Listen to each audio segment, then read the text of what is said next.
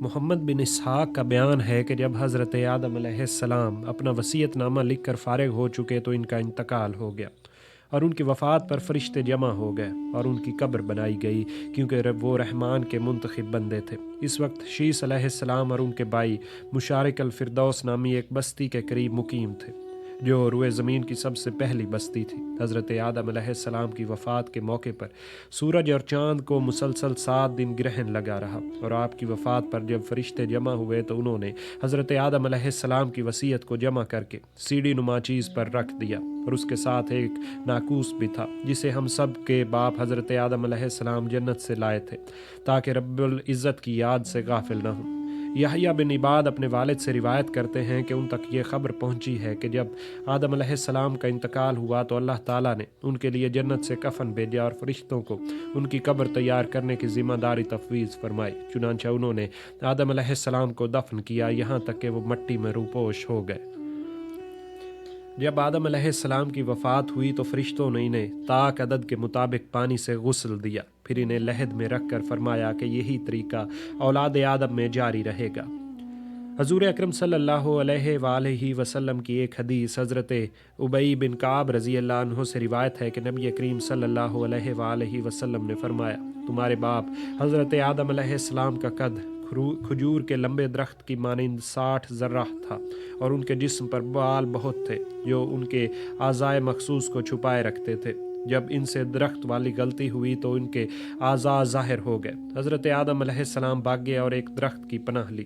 تب ان کے رب نے انہیں آواز دی، اے آدم کیا مجھ سے بھاگتے ہو؟ عرض کیا، اے میرے رب ایسا نہیں، بلکہ میں غلطی کے باعث آپ سے حیا کرتا ہوں۔ اس کے بعد اللہ تعالیٰ نے انہیں زمین پر اتار دیا۔ جب ان کی وفات کا وقت ہوا تو اللہ تعالیٰ نے جنت سے ان کا کفن اور حنوط بھیجا۔ اما حوا نے جب فرشتوں کو آتے دیکھا تو وہ آدم علیہ السلام کی طرف چلیں کہ وہ پہلے قریب پہنچ جائیں، مگر آدم علیہ السلام نے فرمایا، میرے اور میرے خدا کے قاصدوں کے درمیان تخلیہ کرو، تم سے تو روزانہ ملاقات ہوتی ہے، بلکہ تمہاری وجہ سے مصیبت اٹھائی ہے۔ جب ملک الموت نے ان کی روح قبض کر لی تو فرشتوں نے انہیں لحد، بیری کے پتوں اور پانی کے ساتھ طاق عدد کے مطابق غسل دیا، اور کفن میں بھی طاق ہی کا لحاظ رکھا۔ اس کے بعد ان کی لحد بنائی اور انہیں سپرد خاک کیا، اور کہا کہ اب ان کی اولاد میں یہی طریقہ جاری رہے گا۔ حضرت ابی بن کعب رضی اللہ عنہ سے ایک دوسری روایت میں بیان ہے کہ رسول اکرم صلی اللہ علیہ وآلہ وسلم نے فرمایا، آدم علیہ السلام کھجور کے لمبے درخت کی طرح بلند قامت شخص تھے۔ ابن عباس سے مروی ہے کہ جب آدم علیہ السلام کا انتقال ہوا تو شیث علیہ السلام نے جبرائیل امین سے کہا، آپ ان کی نماز جنازہ پڑھائیے۔ آپ نے آگے بڑھ کر 30 تکبیرات پڑھیں اور اپنے والد کی نماز جنازہ پڑھائی۔ ان میں 5 تکبیریں تو نماز کے لیے ضروری ہیں، باقی حضرت آدم علیہ السلام کی فضیلت کے باعث پڑھی گئی۔ اللہ تعالیٰ ان پر رحمت اور سلامتی نازل کرے، آمین۔ حضرت آدم علیہ السلام کی قبر کی جائے وقوع کے بارے میں علماء کا اختلاف ہے۔ محمد بن اسحاق کا قول اس سے پہلے گزر چکا ہے۔ بعض علماء فرماتے ہیں کہ آدم علیہ السلام کو مکہ مکرمہ کے جبل ابو قبیس کی غار الکنیز میں دفن کیا گیا۔ حضرت ابن عباس رضی اللہ عنہ سے روایت ہے کہ جب نوح علیہ السلام اپنی کشتی سے نکلے تو انہوں نے حضرت آدم علیہ السلام کو بیت المقدس میں ایک مقام پر دفن کیا۔ بیان کیا گیا ہے کہ ان کی وفات جمعہ کے دن ہوئی۔ اسی سلسلے میں روایات پہلے لکھی جا چکی ہیں۔ حضرت ابن عباس رضی اللہ عنہ کی روایت کے مطابق اما حوا بوز نامی پہاڑ پر فوت ہوئیں، یعنی جس پہاڑ پر انہیں اتارا گیا تھا۔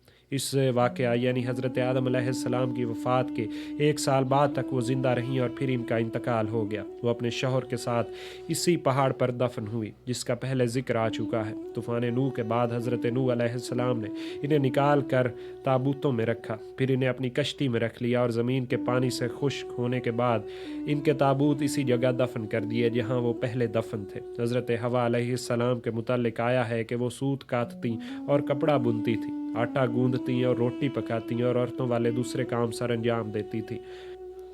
حضرت شیث علیہ السلام اپنے والد حضرت آدم علیہ السلام کے جانشین تھے اور ان کی راہ پر چلنے والے اور ان پر نازل ہونے والے صحائف کے مبلغ تھے۔ ان کے بارے میں کہا جاتا ہے کہ آپ مسلسل مکہ معظمہ میں مقیم رہ کر حج اور عمرے کرتے رہے یہاں تک کہ ان کی وفات ہو گئی۔ انہوں نے اپنے اوپر نازل ہونے والے اور حضرت آدم علیہ السلام پر نازل ہونے والے صحائف کو جمع کیا، ان پر عمل کرتے رہے، نیز پتھر اور گارے سے کعبۃ اللہ کی تعمیر فرمائی۔ علماء فرماتے ہیں کہ اللہ تعالیٰ نے حضرت آدم علیہ السلام السلام کے لیے حرم میں جو کعبہ بنایا تھا اسے طوفان نوح کے وقت سے آسمان پر اٹھا لیا گیا۔ روایت ہے کہ حضرت شیس علیہ السلام جب مرض الموت میں مبتلا ہوئے تو اپنے فرزند انوش کو اپنا جانشین بنایا اور وفات پا گئے۔ انہیں ان کے والدین کے ساتھ جبل ابو قیس کے غار میں دفن کیا گیا۔ حضرت شیس علیہ السلام کی ولادت کے وقت حضرت آدم علیہ السلام کی عمر 235 سال تھی اور ان کی کل عمر 912 سال تھی۔ ان کے بیٹے انوش کی ولادت کے وقت ان کی عمر 605 سال تھی۔ یہ ساری تفصیلات تورات کے بیان کے مطابق ہیں۔